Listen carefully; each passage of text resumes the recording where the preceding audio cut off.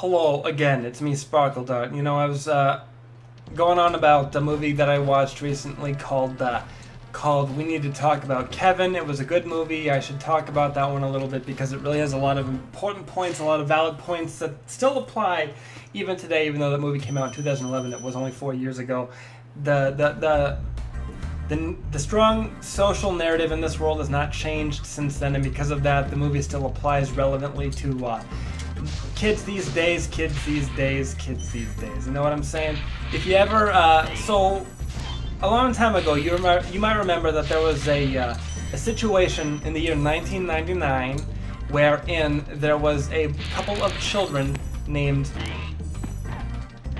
oh wow, you can do that, okay, named Eric and Dylan, and Eric and Dylan were a couple of troublemakers who like to play video games that were violent in nature, things like you know, GoldenEye and Madden 2005, where you tackle people and you kind of, you know, you make them suffer for holding a ball is all they're trying to do, and you're just trying to crush their skulls and their spirits and their brains and their bodies, and by doing that you kind of create a societal narrative wherein it's possible for these kids to get a hold of weapons and do things that are violent, and because of that, all these horrible things keep on happening, you know? So, in this movie, which I talked about before, starring Ezra Miller and Tilda Swinton and John C. Reilly, that's where I got lost on the tangent. I was talking about retarded people.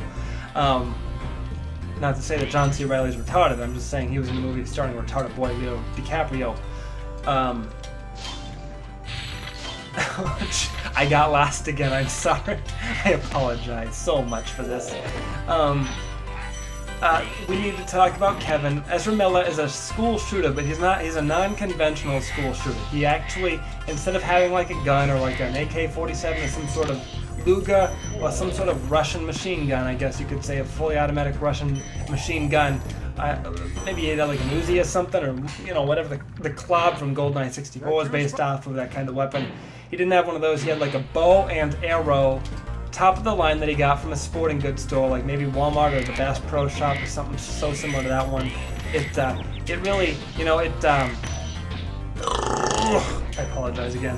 I will burp every episode, just so you know. I will burp in every single episode that I do, as a matter of principle, not as a matter of just, you know, poor digestion or drinking too much beer or something like that. It's not me, ladies and gentlemen. Trust me, it's you, if you have a problem with it. So go ahead and hit the unsubscribe button if you got a problem with me burping on camera, because if I'm gonna keep doing it, then you're gonna keep watching and listening and getting pissed off. So please, please, please, please just make it known that I do not care once or twice or even 3 times about how much you do not like my burping. My burping is a part of who I am. It's what I do. You know, I burp all the time. I've burped ever since I was a little baby. If you ever had a baby, you had to burp them. You know, babies get real pissed off when they can't burp. You know, I've been there. I was a baby one time. Let me tell you, I was the best baby. I was a baby to end them all, you know? I was trying to think of a good way to say that I was a baby, but that's what I came up with. Jesus, I'm fucking gross. Okay, so I was a baby, you were a baby too. We have that in common, you and I. We can relate on that front. Frontier Psychiatry. It's a song by The Avalanches. It's a bunch of I'm not really sure what exactly that song is, but it's got a bunch of clips from what appear to be old movies or TV shows or something along those lines. Maybe even Philip Zimbardo films, or Carl Sagan's Cosmos, something like that. I've already talked about that before, but you know all about Cosmos because you watched the Neil deGrasse Tyson version. He was good. He was real good at what he did and talked about. Even though the thing was funded by Seth MacFarlane, it didn't star Seth MacFarlane, so I was okay with that. Seth MacFarlane, of course, he made the movie Ted and Ted 2, which I believe Ted 2 is bombing real bad at the box office, and if it's not, it deserves to, because the first Ted was just, well, not, you know, it wasn't my kind of movie, and it was really just, I don't really know who that movie was for, you know what I'm saying? That movie was like, a movie for people who don't get what comedy is supposed to be, you know?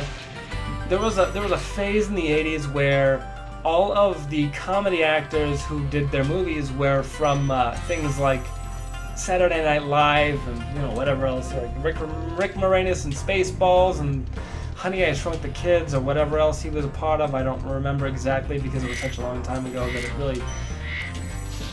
Actually, here's a fun fact. Rick Moranis hasn't been in a movie since Honey, I Shrunk the Kids 2, maybe? I don't know. It was like 1998 or 1997. He hasn't been in a live-action movie, I guess I should specify, because he was actually in the movie Brother Bear, maybe the second one even. There were like 2 or 3 Brother Bear movies. I don't know if that was Disney or not, but if it was Disney, then they did a really bad job at advertising that movie because I don't remember anything about it. I remember seeing it, and it was like one of the last animated features that they did before another princess movie, The Princess and the Frog, of course, featuring the first black Disney princess, Tiana. She was a real cutie like most of those Disney princesses are. And the thing is, that movie took place in modern times, so it was kind of weird for, well, I shouldn't say modern, I should say more like 1950s is about when that movie took place, I believe, because that was one, okay,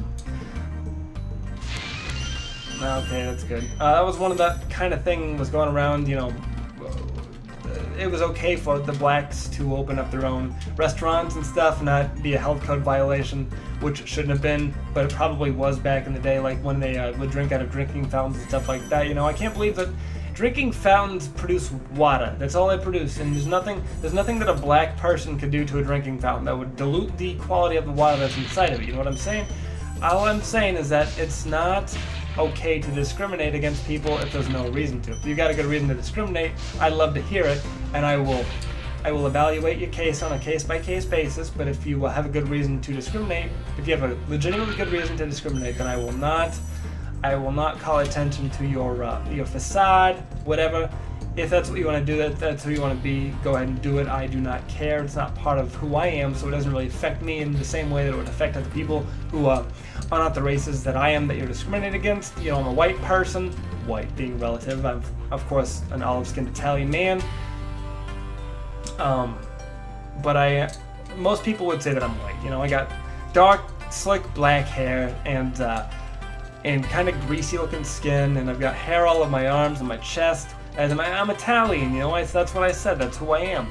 I would never change who I am, I'd never ask anybody to change who they are from me, because that's not what I like to do. I'm a nicer guy than that. I'm very respectful, I'm very stand-up, trustworthy, I'm a nice person, you gotta believe me, I would never lie to you. You're my friends, you're my brothers, you're my pals, you're my bros, and I love to converse with you on a daily basis. And if I couldn't do that because you had some sort of vendetta against me and my race or the people that I maybe don't have the same corroborating feelings towards, then it would be an issue for me. So if you don't want to watch my show because I'm a sympathizer, I sympathize with the people who aren't racist and don't promote genocide, then go ahead and unsubscribe to my channel, because I just, honestly, I don't care if you, so if your opinion is that any person of a particular race should die, then I don't care about your opinion, and that is my opinion. And, we're all entitled to our own opinions, of course, but if your opinion is that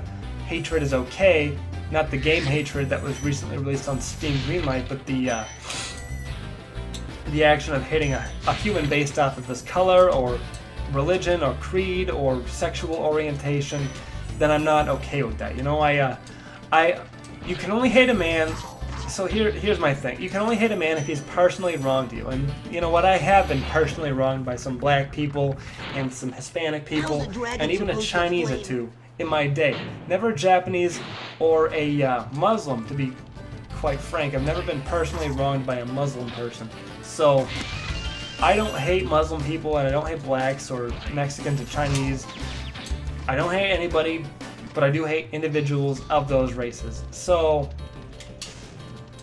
I guess if that's as specific as I can be, then that's as specific as I need to be. If you don't pick up what I'm saying, if you don't understand it, then I guess you're the one who needs to open up your mind, open up your ears, open up your beehole, if you know what I'm saying, or just be a more open person. It's up to you to make this world a better place to live for everybody, and I believe it. I believe that that's true. And if that wasn't the case, then I would never. Get that thing. Okay. If that's not the case, I would never, I guess, suggest that you do something that you're not okay with, you're not comfortable with. It's not part of who you are. It's not part of who you like to be. So